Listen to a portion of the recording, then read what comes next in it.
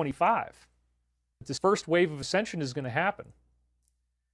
And I was so inspired by these words as I started to unseal them, because I'd felt in some ways that I was not free. I'd felt like I was a prisoner or something. So when the words had really started to sink in and I realized this was true, I went out on my land and I reached a sacred place where I like to stop and do stretches. And the wind was blowing at this insane speed. It was just hurling around me. It was absolutely god-awful wind. And I started to talk in an action movie hero voice, and I said some things, but it culminated in saying, "By decree of Archangel Michael, I am free now." That's what I said. And right as that happened, all the wind stopped. And it was crazy. It was like maybe a 30-foot wide bubble in every direction, 30 feet in each direction. The wind just stopped.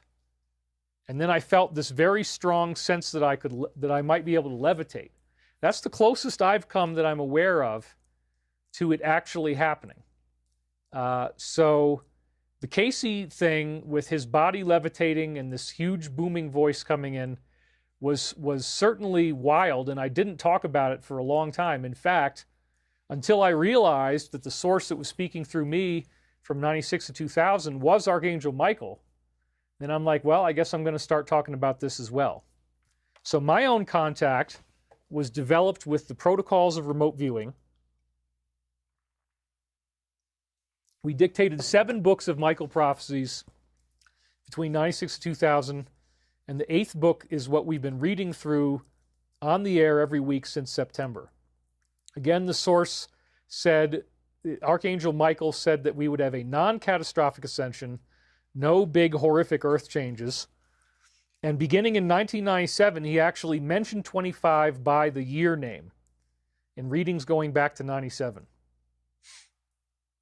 And it was dreams as well. So 35 different ancient traditions that Graham Hancock spoke about in Fingerprints of the Gods predicted that we would have a solar flash or ascension. Basically, every ancient spiritual tradition on Earth seems to have been contacted by some type of human-looking extraterrestrial transdimensional beings who do use craft to travel, but they don't live in the same dimension that we do. And these beings apparently contacted all of the startup cultures in our world and gave them the same basic encoded information as Graham Hancock, Santayana von der Shen described.